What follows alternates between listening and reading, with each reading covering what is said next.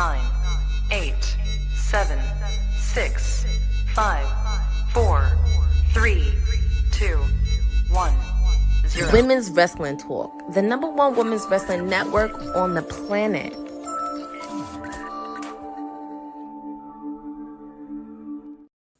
Happy Wednesday, y'all. TK Trinidad here, coming to you live from the 6 for the WWT Live, the Wednesday edition. Oh my goodness, my hair is all over the place. Anywho, I am not alone. We got a lot of things to talk about. The PR princess herself is in the building, Miss Courtney Rice. How are you doing?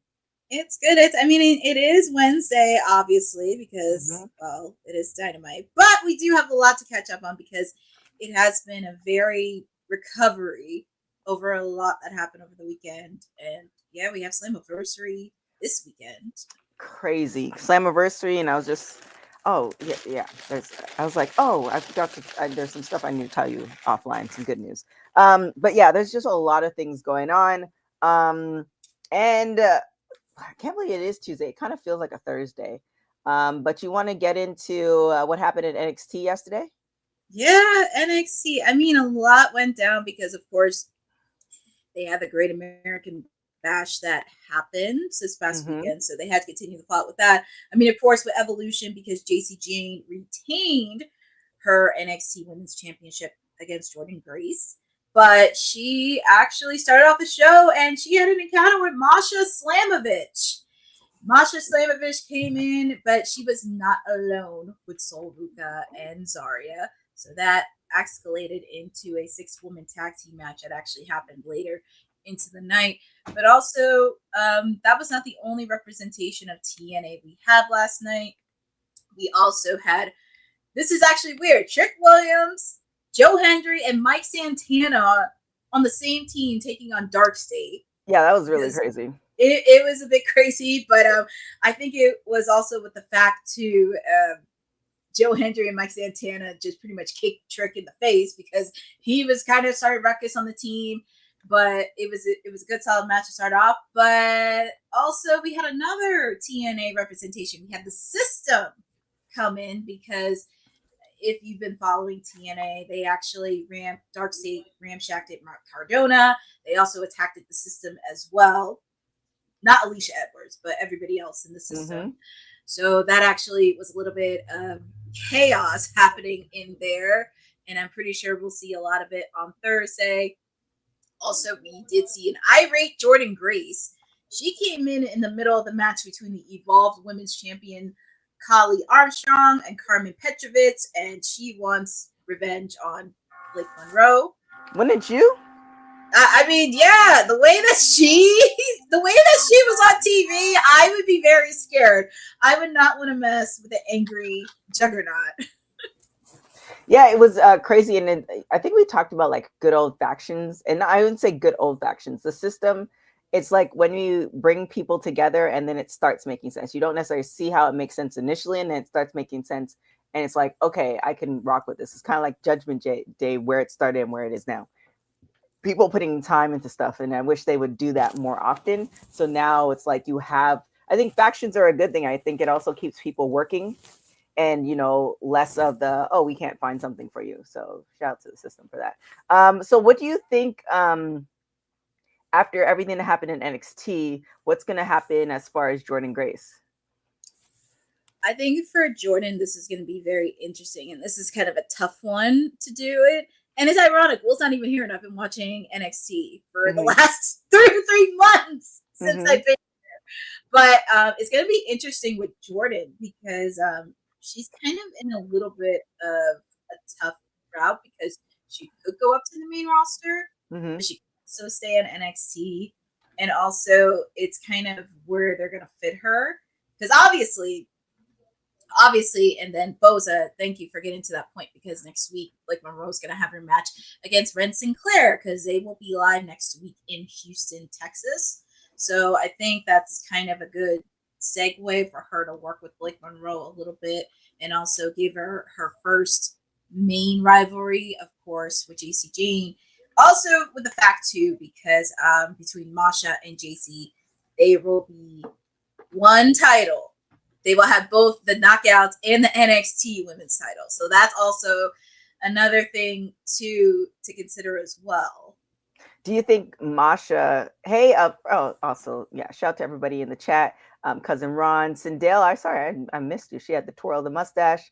Bosa, and Eric, and our producer from the future, Dylan's in the building as well. For Masha, do you think she's on the same kind of pathway as Jordan? Meaning, like, are we going to eventually see her as a sign up for NXT? And then also, it's kind of a weird position to be in, because if you're at NXT and your hope was always to be with WWE, do you feel like there's a high possibility, or like what is that kind of pipeline? Yeah, you could be on NXT, but is there a possibility of actually getting signed to WWE? It's kind of a hit or miss, and it's only because you can have the best in-ring work, but you also need charisma. You also need character development. And that's something we've talked about the last couple of months, because obviously you can be the best wrestler in the world. You also have that factor. You need to have that certain edge that you could see it. And Masha, I can, but also at the same time, it's like, who is left in TNA that could lead the Knockouts division? That's a whole nother question in itself. So taking away the possibility of getting signed to WWE, who, like, Jordan was carrying it for a long period of time. We had a moment with Trin, and now Masha's carrying it. Who else is there? Indy's there. Indy Hartwell. We have Ash and Heather. Oh, Tessa. yeah. It feels like they're slowly rebuilding it. I think it's like the ebbs and flows of anything, like, And Victoria Crawford, formerly known as Alicia Fox, she was signed to TNA. Tessa Blanchard could be a good one too. Yeah, Tessa. And I think because with the heel work she's done, and she kind of embraced it, and it's like she has that heel factor that can really bring it in on being a top heel in that Knockouts division.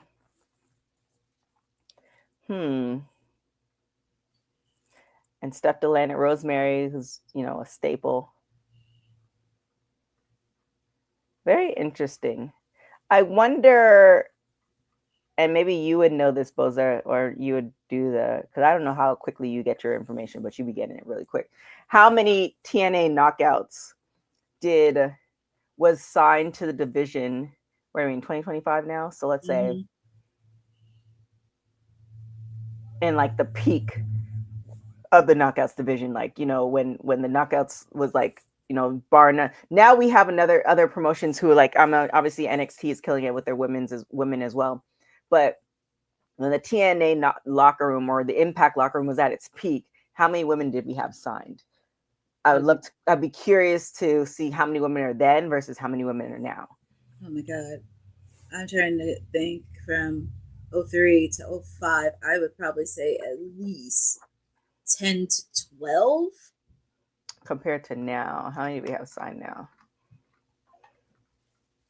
I have 1, 2, 3, 4, 5, 6, 7, 8, 9, 10, 11, 12, 13, 14, 15, 16, 17, 18, 19, 20. So it looks like we have about 21, 22 women signed to the,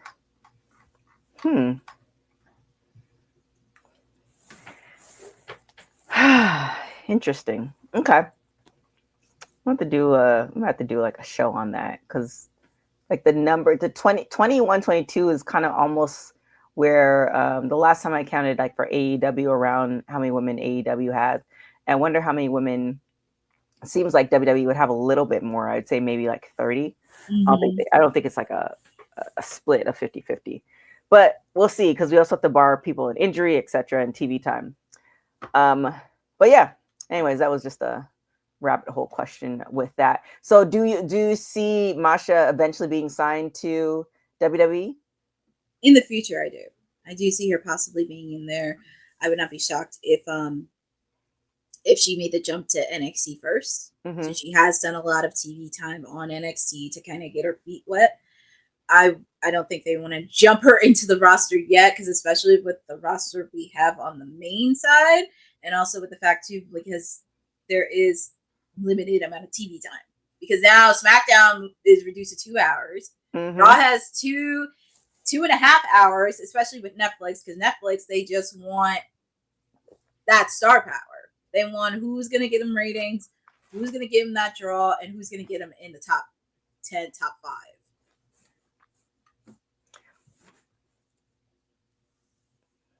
I'd be curious to see what that split is like. And when I mean like the split for Netflix, like who's paying for the product? Like, because, you know, obviously WWE goes to different cities, et cetera, et cetera. Hey, Maria, what's up? Who's paying for the product? And what is the split that like Netflix is getting? Like, are they getting money on the front end as far as how many, the viewership, or have they already paid WWE for the product to be on Netflix and they're trying to recoup their money? And so how they're recouping their money? There's like a lot of different things on the business aspect I'd be curious to see. Dylan, send Natty to TNA to have a few brawls and confrontations on Thursday. Well, I mean, speaking of that, we're talking about Natty Neidhart and Masha. They're going to be at GCW Bloodsport. So that's going to be coming up, and that's going to be in Jersey, and I'm assuming around SummerSlam weekend. Yes. It's going to be a really nice card. Jonathan Gresham is going to be on there. Janai Kai. Watch live on Thriller. So it's going to happen Saturday, August 2nd at 1 p.m. in Jersey. This is going to be a really, really good match. And with that being said, I feel like it's anybody's game. Who do you think is going to come out on top in this?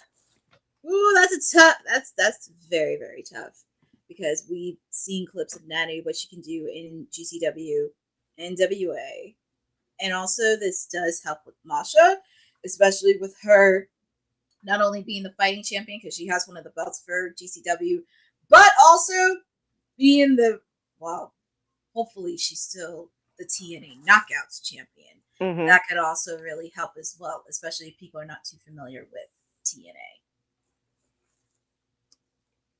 What do you think the angle for Natty will be? Like, I feel like her thing is to test out, or I wouldn't say test out, but, you know, like fresh blood. She's been in WWE forever. So she gets to almost kind of dawn on a semi-new personality. But do you think there's going to be a moment where she's like, okay, I've done everything I can do outside WWE and now I'm like good? Or do you think this is, you know, going to be like a 5-year stretch? I think this is going to be a 5-year stretch for her, because she's just getting started. And she actually said this on Busted Open a couple weeks ago.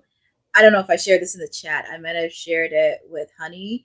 But this is where she was unfiltered. And she was Natty Neidhart, the one at GCW. Like, literally, she was unfiltered and did not take any crap from anything. So I was like, this is the energy that I would like to see, especially if she's going to do it on WWE.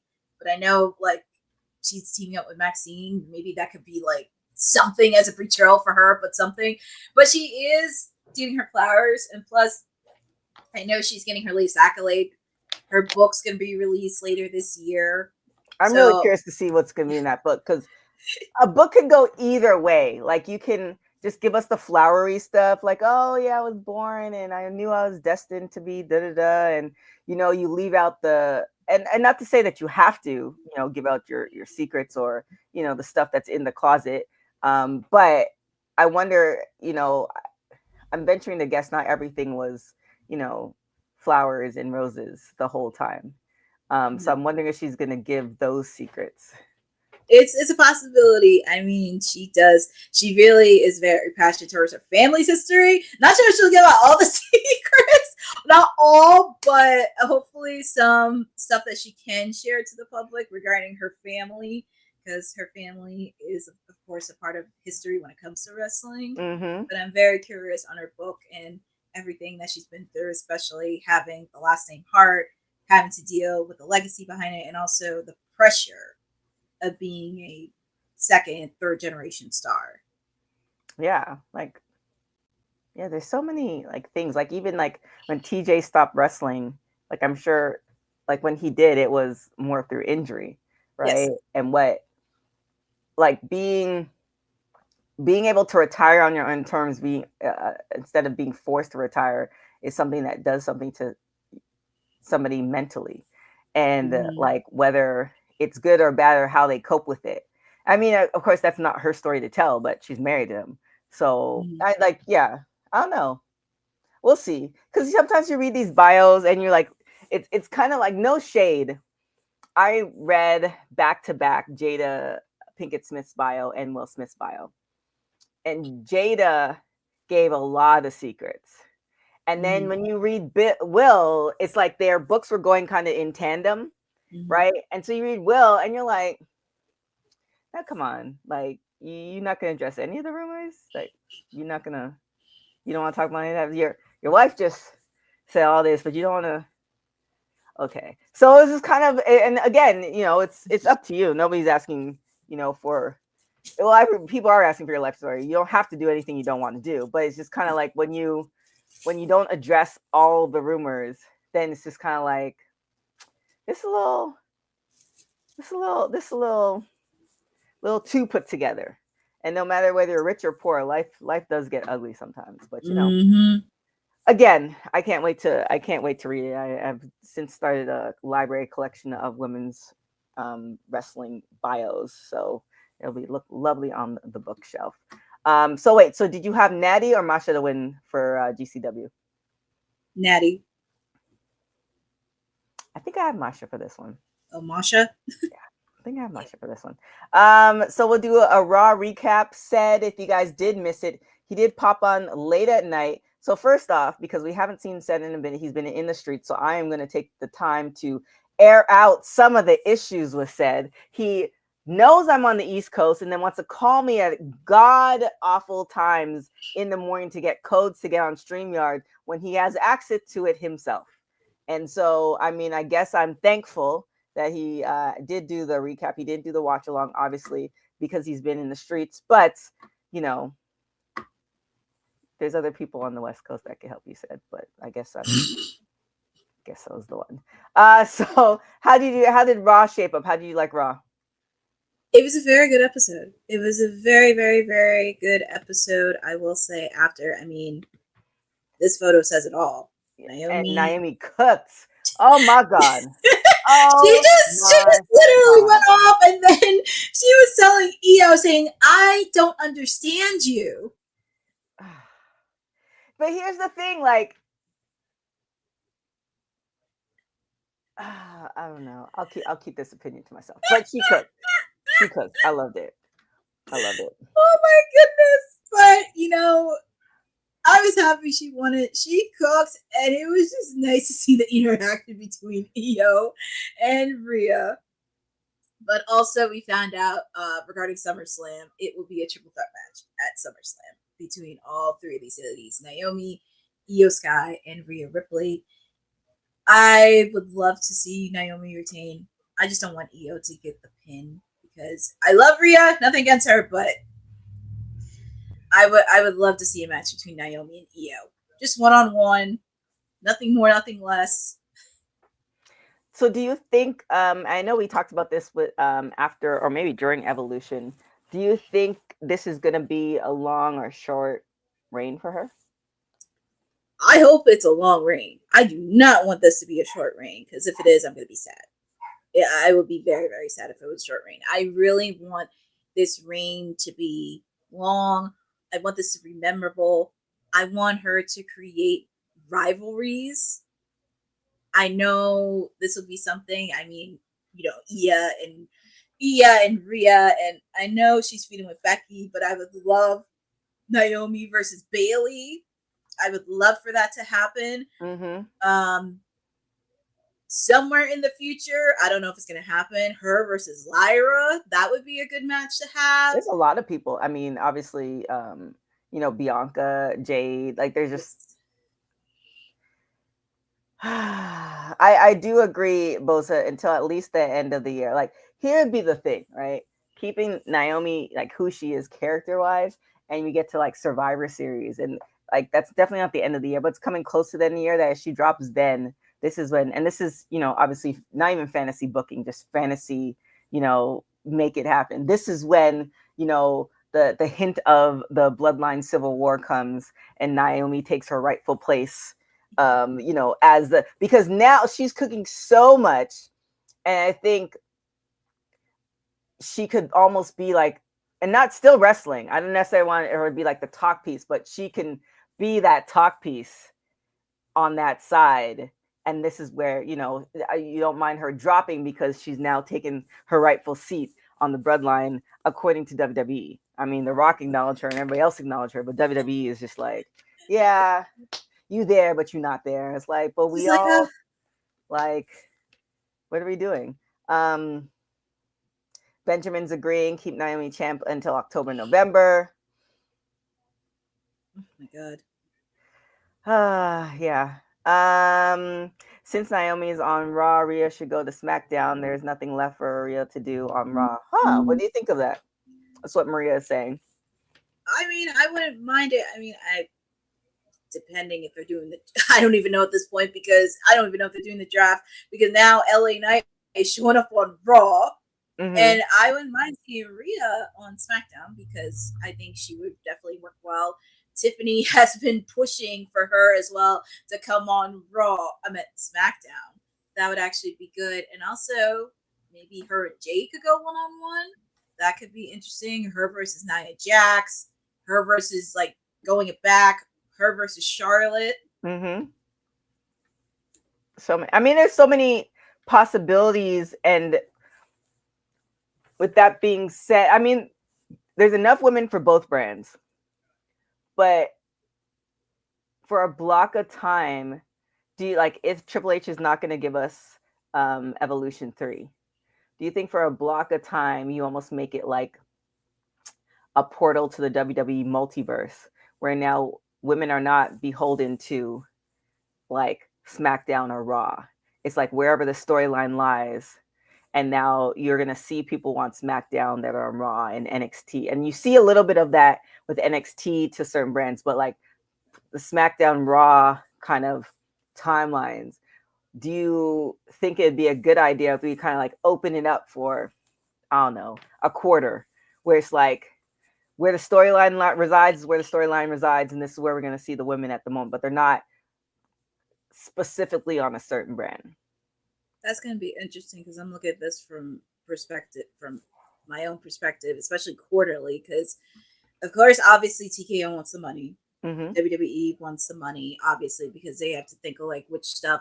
I mean, obviously, of course, they have to think of like the top tier men's side, because of course, John's doing his retirement. You of course have CM Punk, Cody, Jay, like all your top tier guys, and it's like thinking like, and this is kind of the sad part about this as well, the money and like who's the main attraction in the women's division. But and that's but that's the thing, if it's who's the main attraction on the women's division, if you were almost going to do like a ladder, right, and it doesn't matter what brand, and you do a ladder, and then you kind of do these stories, and like, could you imagine like 2 weeks from now Naomi just pops up with a promo on SmackDown?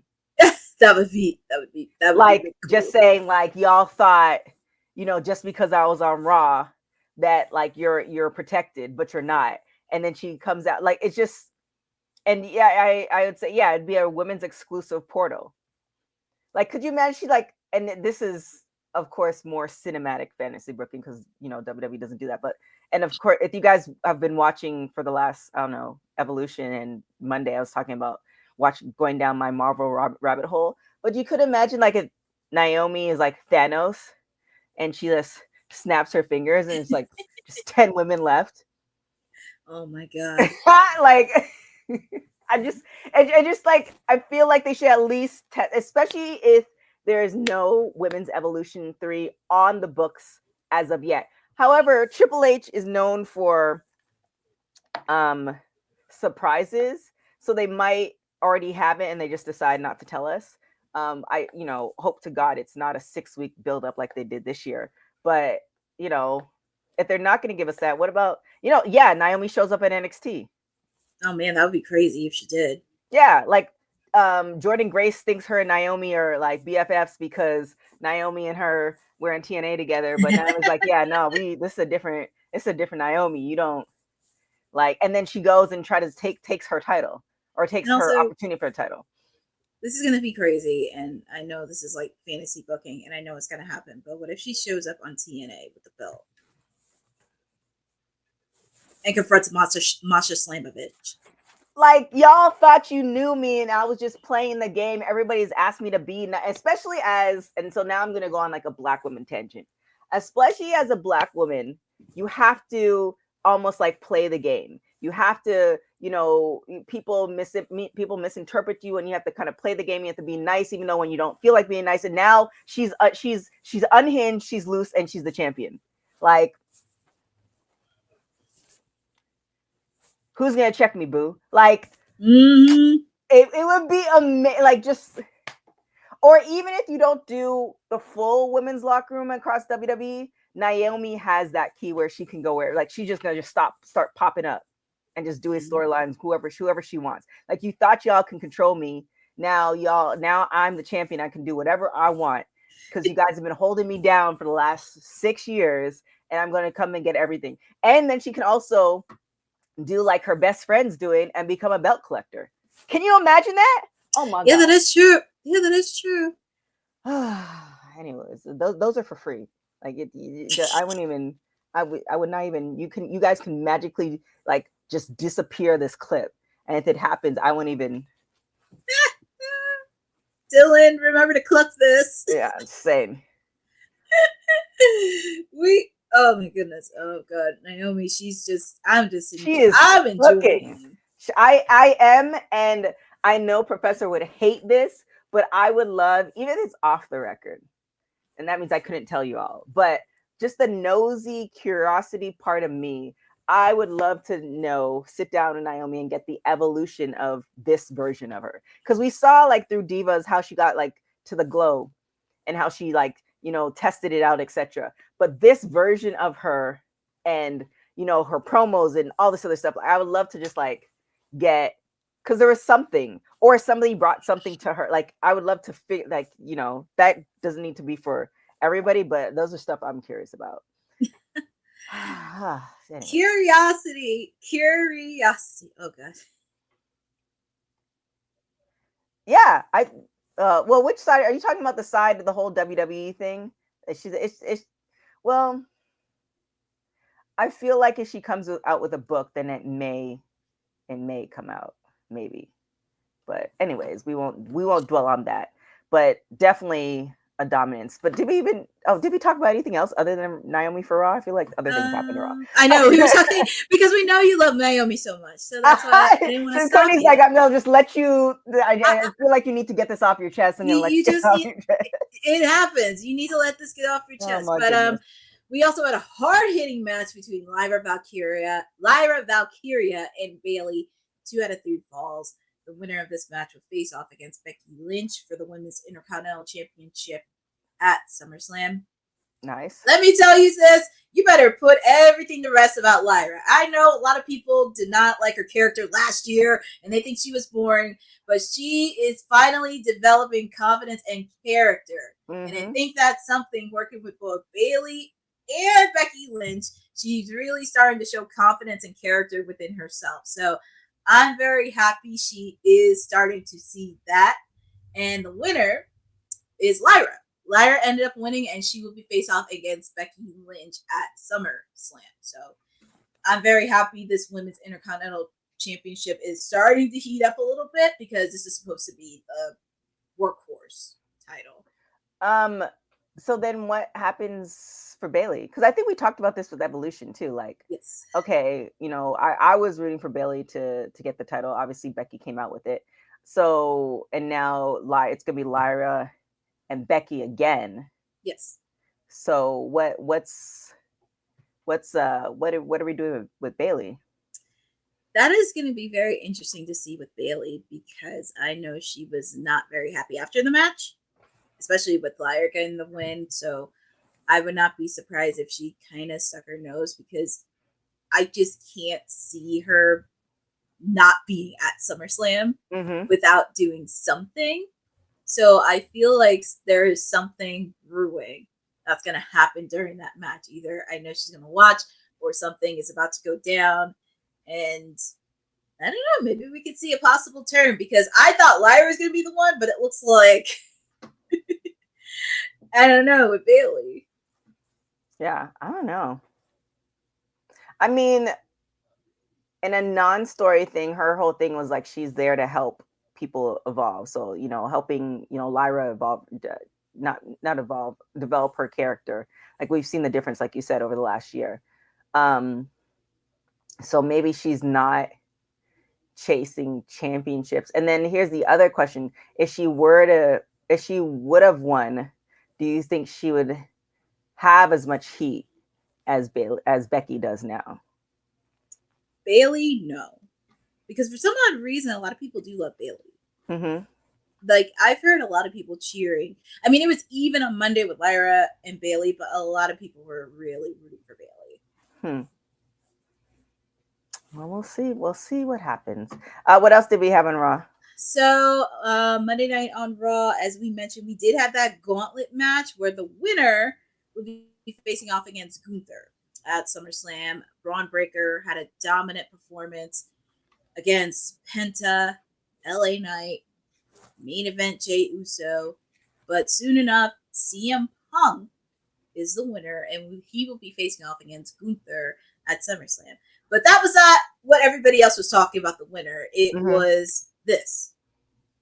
The Tribal Chief made his return. Oh boy. He made his triumphant return, and he is out for vengeance. What do we think is going to happen? And do you think we're going to see him at least for the last quarter? Or is this going to be like a, you know, he has that lucrative kind of contract where he goes and comes as he went, you know, and we see where Paul Heyman is right now. Yeah, what's going to happen? I feel like it's going to be a match, possibly him and Jay taking on Braun and Bronson Reed at SummerSlam. Because with the fact with Seth's injury, it kind of derailed a lot of things, because it was supposed to be him versus Seth. But now, since with his injury, we don't know the whole status of it. Roman's taking out on the two henchmen. So. So do you think well, we can kind of get into Seth and his injury. He was talking about that. But do you think, or actually, no, let's finish up Raw. I mean, yeah, I wonder what's going to happen with that. Because Seth is out. We don't know how long he's out for.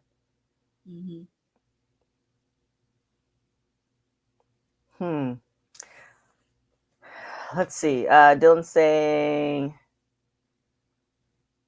do we see Roman and the Wiseman? I think that's going to be very dependent on how long Seth is out. If Seth is out for a year, do we think that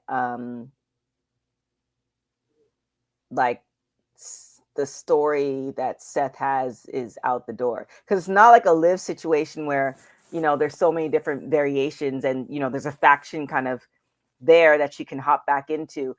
They were still developing the faction, and also Seth was like essentially like the head of the table. Yeah. So will they scrap the idea? Like, say if he's out for a year, will they scrap the idea entirely and, you know, circle back to it? Because that is a story in itself. Paul Heyman's like realizes he now has no. He said he's been saying all these like petty, shady things about Roman, but now he doesn't have somebody to protect him from Roman. But then Roman realizes that his counsel is almost like it's better to have the enemy you know versus the enemy you don't know. So there's nobody to protect Paul. So now Roman forces Paul into like, you know, indentureship or something. There's a lot of things you can kind of do with that. But I think it all kind of hinges on how long Seth is going to be out for. Yeah, that's going to be the key part, because very curious on what Roman's going to do. And also in regards to his Money in the Bank contract, because even though it's a year, that's also another thing because like, what are they going to do regarding like the cash in? Like, how are they going to do the briefcase if he's going to be out for a whole year? Unless I mean, Braun is already kind of he's already been champion. Unless he kind of he makes Braun the guy until he comes back, and then almost kind of gives Braun the. I mean, there are rules, but rules are meant to be broken. He kind of almost gives Braun the Money in the Bank, because if I were Seth, I'd rather give somebody I know the Money in the Bank versus having it up for grabs. And then you can't do it over again. No. So. And also with the fact too, Braun Breaker has been itching to get called up into the world title picture. It's just been a matter of time.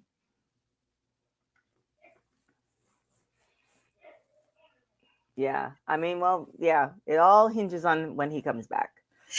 So we'll see. All hinges. But the good news is with Roman, he is scheduled to be on the last 2 Monday nights on Raw before SummerSlam. So he will be on there next week and the week after. So set your reminders on Netflix. If you miss the Tribal Chief, can't miss TV. Very true, because we have to see what's gonna happen with all this. What else do we have? We have so a little bit on this. As Seth Rollins mentioned, he is taking over for Rich Eisen today and tomorrow for his show.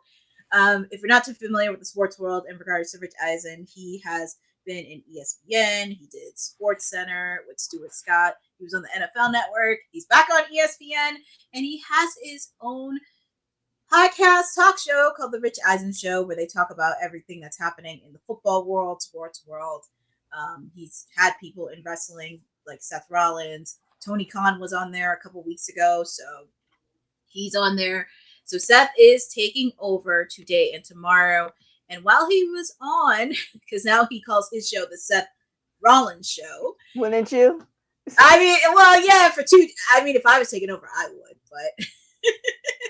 But anyways, he spoke about his injury while serving as a guest host, noting he doesn't have a confirmed diagnostics yet, but he also mentioned there was some imaging. It was a little too swollen, so we're going to take another look, hopefully in a week or 2 here in LA, try to get some sort of firm diagnosis, and we can go from there. I am not a doctor. I only know my body and what I feel.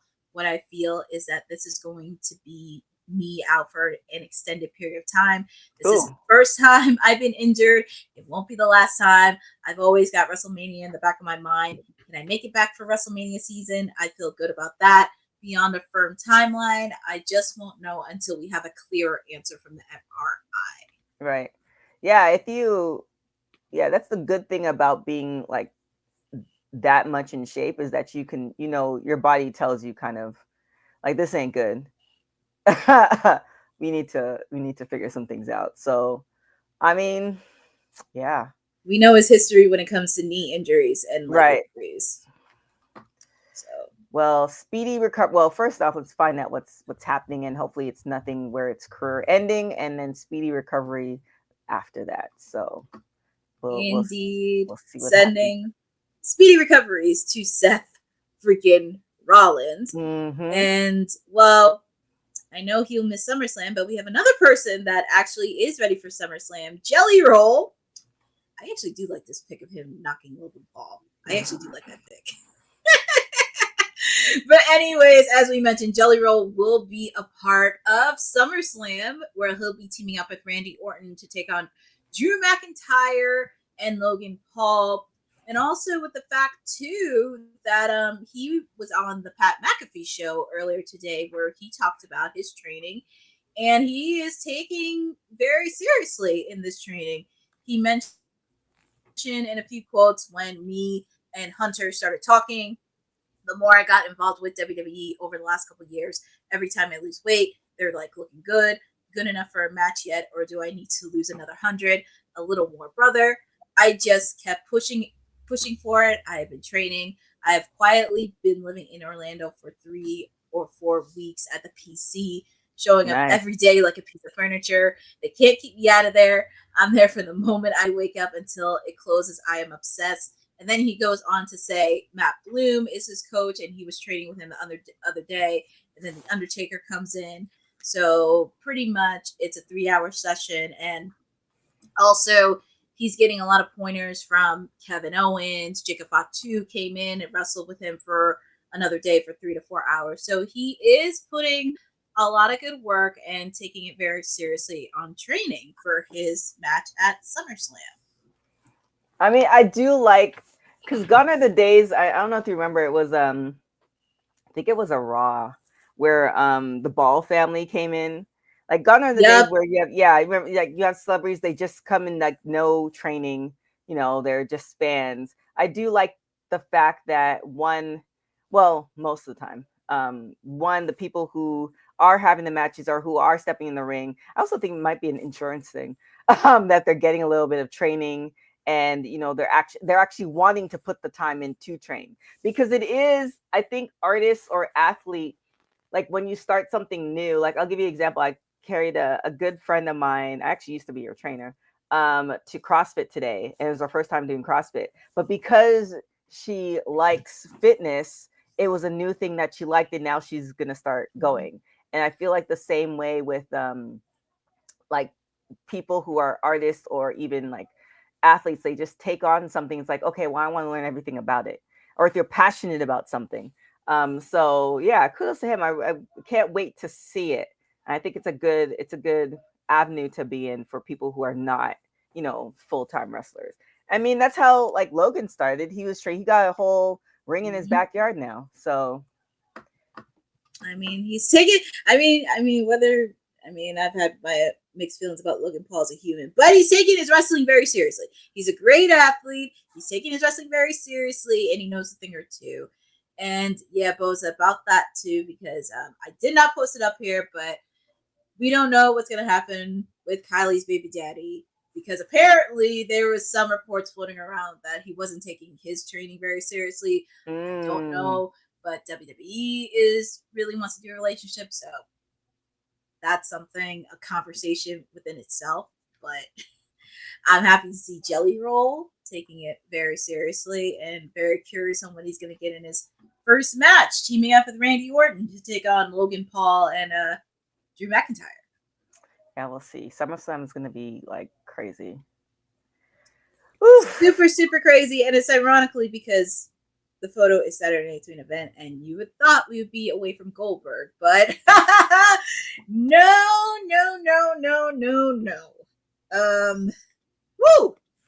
As you know, this past weekend, Goldberg had his last match.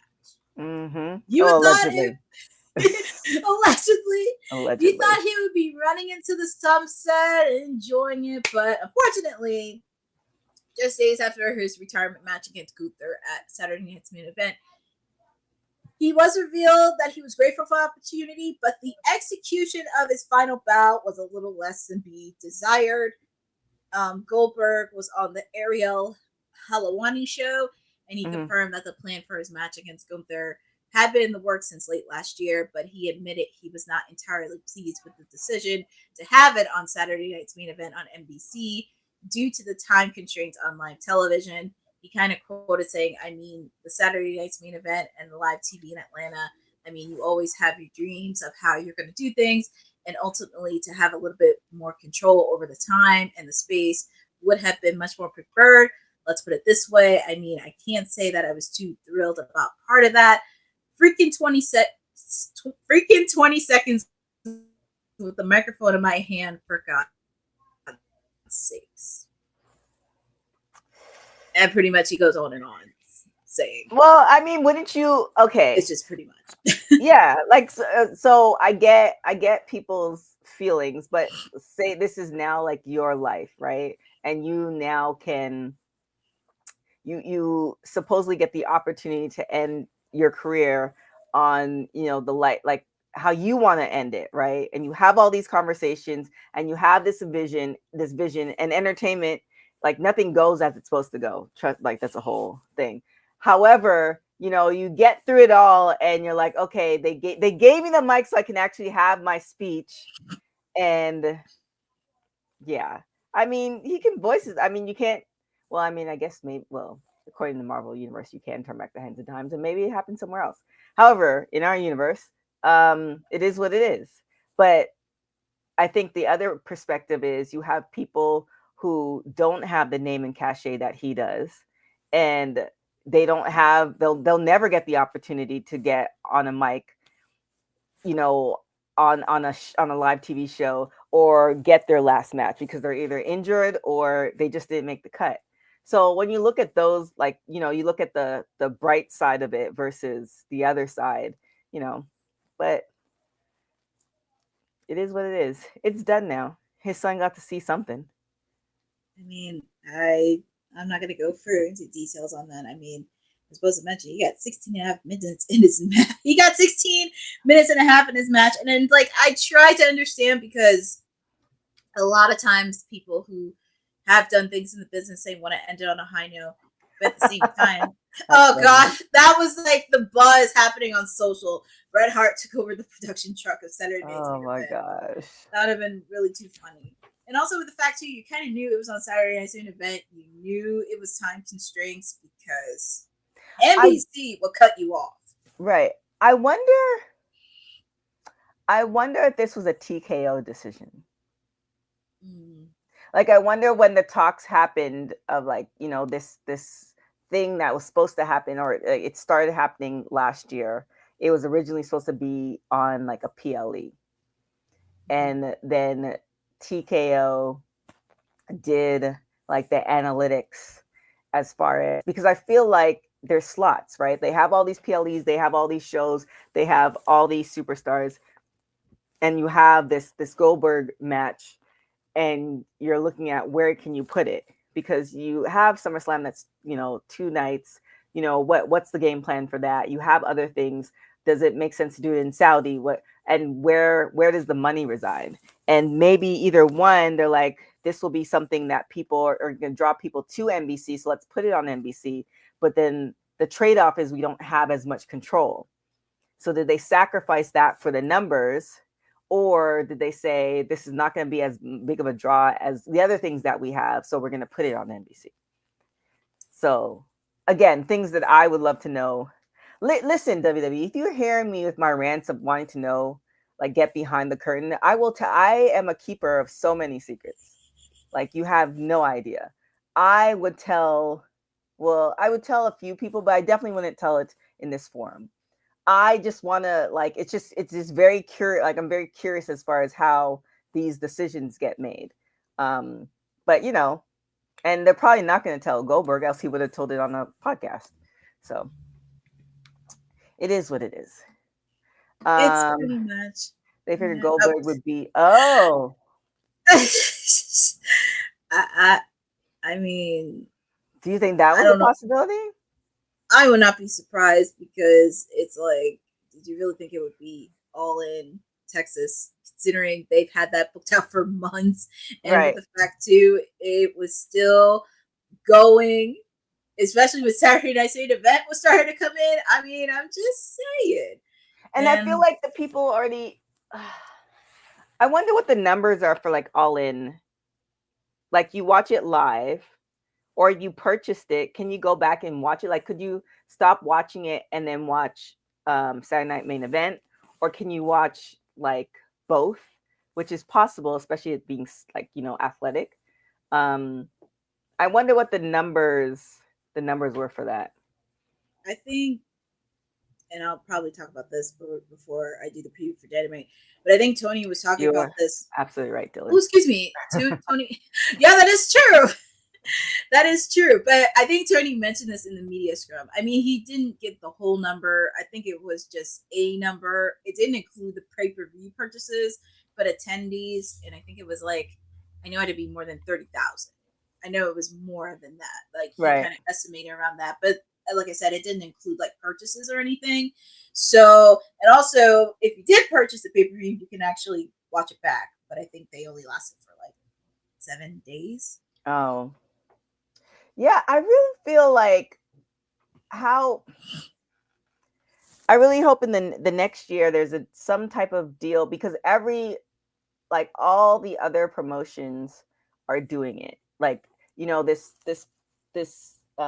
PLEs, or you're able to watch WWE's PLEs on Peacock or Netflix or whatever, and you're already paying into it versus these one-offs. It's just a lot. And I feel like you would get more viewers if you get like a deal with, I don't know, who's left now. I mean, WWE has Peacock and Netflix. I guess maybe Hulu would be a good viable option. You I can thought they were do it. on Hulu. I thought they were on Hulu before. They're on Hulu, but I'm like giving you the option where you can actually watch the pay-per-views. Oh, okay. You know what I'm saying? Or like you have them, like instead of buying it on Prime, maybe you put everything on Prime. So now it's forcing people to write. Like, I mean, I don't want to say most people. I have a Prime subscription. It would have been great to just watch everything on Prime, and I don't have to go and look on like Hulu. I don't have to do, like, you can just get everything AEW on Prime, and you don't have to pay extra for these PLEs.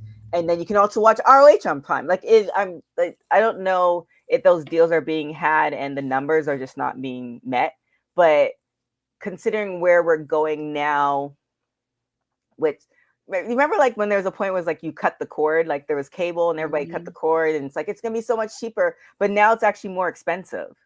Like when you factor everything in, you're paying $200 to $300 in cable, and like, for whatever the subscriptions are, and then you have to go and buy a $60 pay-per-view like every couple of months. It's a lot.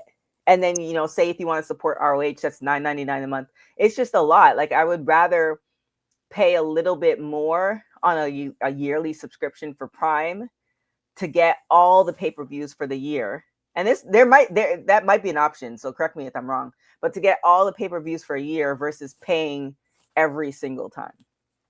That would be, because as a person that is a paid subscriber, and I was actually talking about this too on my watch along, it would be great if they gave like a promotion for people who have Prime subscriptions, like, bundle it for $20. Yep. Like you can watch the rest of the pay-per-views for that much, because that's a lot of money.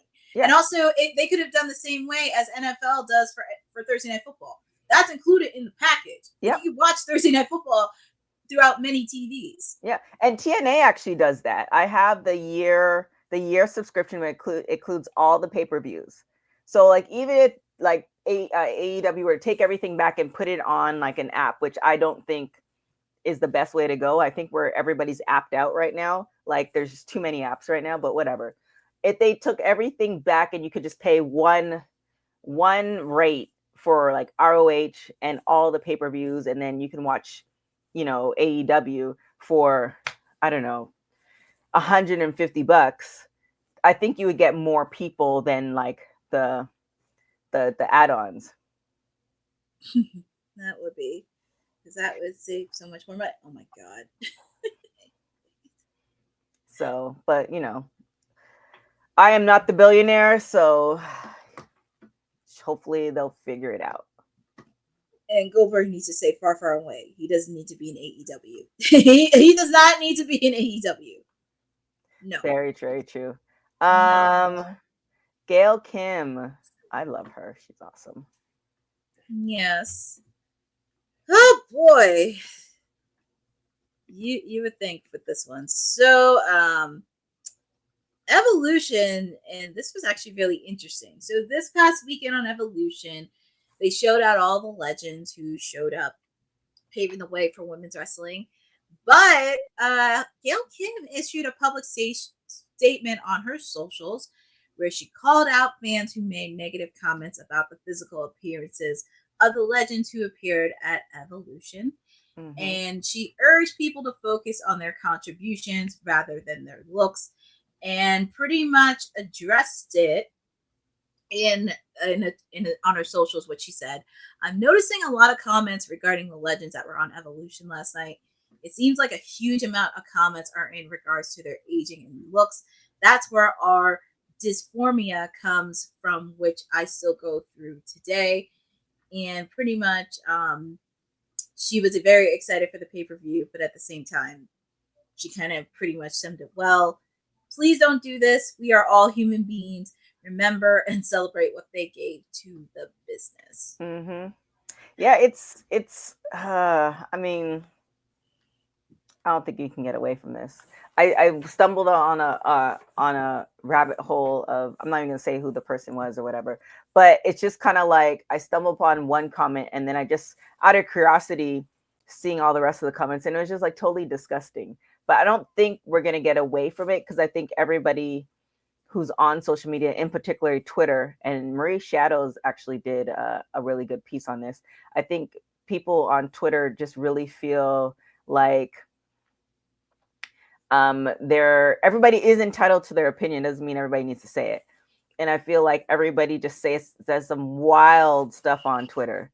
And I don't think it's going to, I think it's emboldened people, and I don't think it's going to change. I think like the good and bad thing about where we are right now is if you curate your social media and, you know, what you watch on your phone and everything like that, you're going to get less of it, opposed to if you click on one, you know, negative comment, then it's going to start flooding with the other negative comments. And yeah, and I also feel like people oftentimes complain about things that they can't do or they can't be like these women did amazing things, and I don't want to insult anybody, but this person, whoever's making these comments, probably couldn't like catch a woman on their good day, on their bad day. So it's just kind of one of those things where there should be some type of way to think it, but I don't think there is. There should be. Dylan, you might want to clip this because I said this a couple weeks ago. Someone that has competed in pageantry and also working out again, wrestling fans, you need to listen to this, because who gives you the right to even criticize anybody regarding their body appearances? And we said, and even myself and Jacob said this a couple weeks ago regarding Elena Black, because she was getting similar remarks. And this is an issue that's not going away. But everybody always thinks, what is it to do? What is it to do? Well, first off, because this is a platform for women's wrestling talk, because we support all women for women's wrestling. And people don't have any clue on what the women face. And also, they do not know that they face off with a lot of eating disorders, a lot of body dysphoria. There are so many women out there, and it really kills me to see how people can be so petty. And I find it absolutely hilarious how people can say the most bigotry, misogynist comments, even on socials, that you wouldn't even say it to their face if you tried. You wouldn't even say it. And I just find it really funny how people think it's okay to say that. Like, imagine if you had a mom, a sister, a daughter, or even a female relative, and you say that on social, disrespecting another female. Yeah, I would pretty much do it, but nobody wants to have that conversation. Right. Nobody wants to pick out and choose. So I don't understand, and it kind of really bothers me, because nobody should have to feel body shaming about anybody. I mean, I think right now, since we do have a platform about it, we need to talk about it. I mean, it's not going to go away. This is still going to be a continuing issue. And also, even in the wrestling, not just the wrestling industry, but everywhere. Wrestling, beauty pageant, wellness, this has to be something that needs to be said. And in the words, you really have to speak out, because silence is a killer. Right. What were you going to say? Go on. I mean, silence is not a killer, but you just need to speak out about it. Feel free to support them. And also, don't be a dickhead on social. Just please do not be a dickhead on social. Yeah.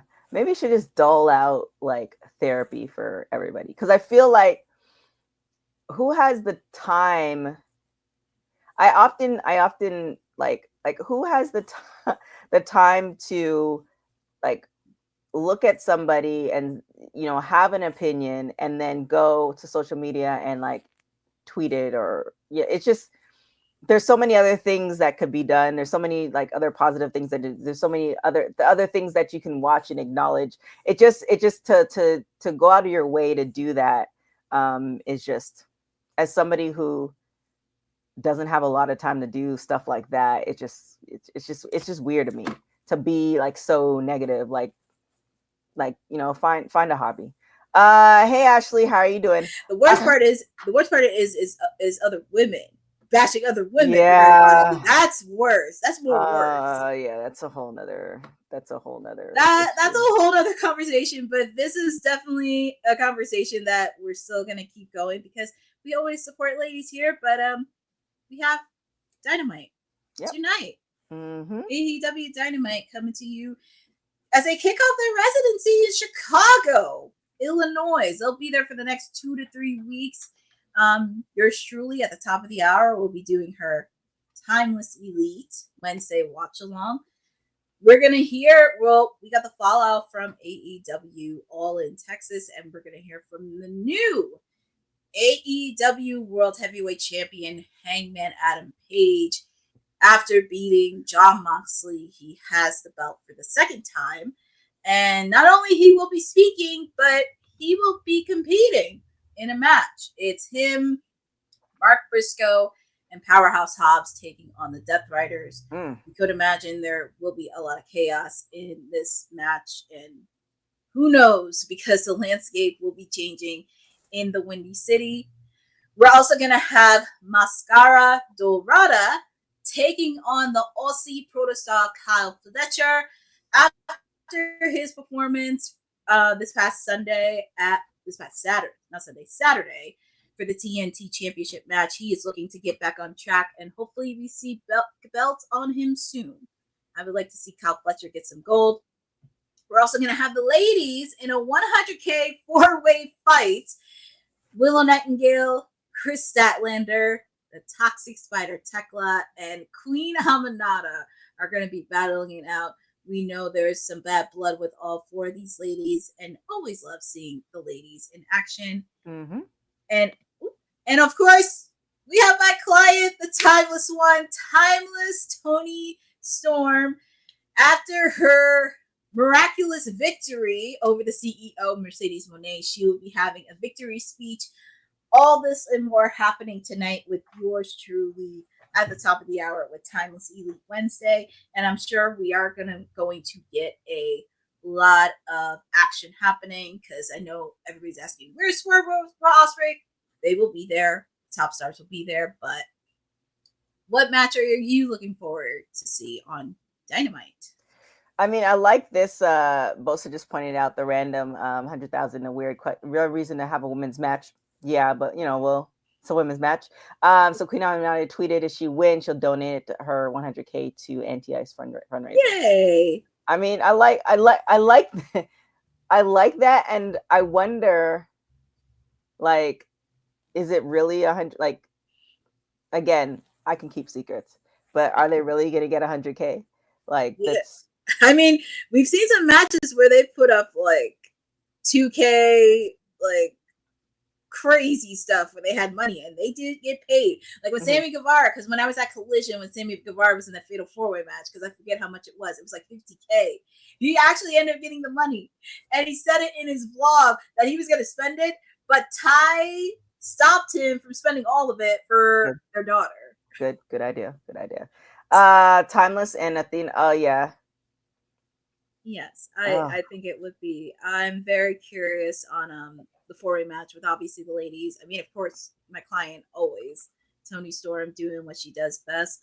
Also, I'm very curious on what's going to happen with the world title picture because Bryan Danielson and Darby Allin made their return. So I'm very curious on what's that going to do. And also what they're going to do next because, they got Forbidden Door on the horizon, but I'm focused on next year at Wembley Stadium. Like, what potential? You're focused on next year already. You still have. I know. So, I was telling a friend of mine, is like after, and this is not even about me, but kind of because my birthday is like the first week of August, and it's like 2 or 3 weeks later, they're already prepping for back to school. To me, that signifies like we're on the downhill and like just prepare for 2026. So I get it, but it's also like. Can we take a breather and enjoy the wrestling flowers? I know I would enjoy it, but also I'm just thinking of potential because they're back in London next year. There's just so many angles they could do, and I Bosa's want to already Christmas shopping, Bosa, for real? Christmas in July. Oh my goodness. But I also, because I will say this, Tony Khan, if you're watching, you need to develop more storylines in your women's division. You already got some. You have Queen Aminata versus Tekla. I don't know what's going on because I really want to see Willow and Marina Shafir and Chris Statlander. I want to see what's going on with that, but we shall see on that. And that pretty much, since we were talking about my client Toni Storm, just a quick report because she, and this was kind of the worst kept secret in the world, she actually was at Prestige Wrestling this past weekend. It was on the Pacific Northwest in Oregon. And I actually did follow them a couple months ago, and they actually advertised this for the last couple months. But I guess they wanted to push it because it was all in Texas. So she made a surprise appearance, and it was really nice to see her in the indies after the pay-per-view. And it was nice to get a treat on that. And hopefully we do get to see not just her, but everybody else kind of landscape in the independent scene within AEW. Is this have you heard about this? So Bosa's saying the AEW TK did an interview, and he said he stopped working with AAA because well, obviously they did because they're with I actually read into that, and I was like, oh god. Sean's asking, does Jade beat Tiffany at SummerSlam? Ooh, that's a good question. That is a very good question. Yeah, they wanted to wrestle Luther. I think it's depending. I think a lot of that stuff is dependent on how long or when Jade's contract ends, and also if she's going to resign. Because I feel like if this is like a one and done type thing, and she's gonna move on to the movies, I feel like they need to get as much bang for their buck. So definitely, put a championship on her, let her have a champion run, even maybe have like her and Naomi, go head to head, championship for championship. Like there's a lot of things, but if she is in there at least for the next foreseeable future, meaning the next, at least 5 to 8 years, then you can kind of go a little bit more slow motion with her and, have like ebbs and flows. But she has said in the interview that I've done with her, she said that definitely like movies and Hollywood is on the list. And gosh, like, why not? She already looks like a superhero, so I don't see why not. She could be in the X-Men movie. Very true. Very, very true. Also something for you guys to check out. We just dropped an interview on WWT. It's with Goldie Collins from WoW. So definitely check out that interview, a quick little interview that's talked about this previous WoW episode that's already happened. And also we're going to have our WoW post show and watch along happening tomorrow with me and Christina. So anything you would like to talk about before we get out of here? I think we pretty much covered everything from Raw, NXT, nothing crazy. I'm pretty sure if I do get something crazy regarding AEW, it'll probably happen before my watch along. So and make sure to check out the watch along happening tonight. Yes. Because knowing Tony Khan, God bless his heart, I don't know what goes through his brain. I just want to tap into his brain and what's he thinking.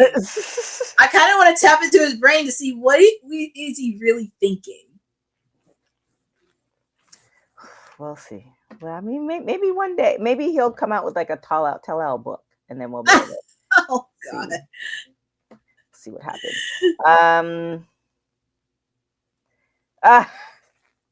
Maybe that could be a possibility. It's be a possibility. All right. Well, so you have a little bit of time before you go. Before we do this AEW Dynamite watch along, where can everybody find you? Well, I mean, the people can find me top of the hour for Timeless Elite Wednesday. You'll get to continue the fallout for AEW All In. So much happening tonight. I mean, of course, outside of celebrating my client's victory, there's a lot that's what's going to happen with a lot of shenanigans and see what's next, because as I said, they're going to be in Chicago for residency for the next 2 to 3 weeks. Also on the road to Forbidden Door in London, England. Also, please make sure to follow me on my socials at CourtneyNJ11, because I actually just posted something today of a Wellness Wednesday post, courtesy of Tony Storm, on that promo. So make sure to check it out. I'm also going to be posting content too. I will also be posting a snippet of my interview with Westside Gunn, because it was really interesting, because I asked him if he was going to perform his theme song All in Texas, and he did say yes. So I may do a little bit of a throwback in there tomorrow. Also, make sure to follow ISPW Wrestling. Yours truly is on the card.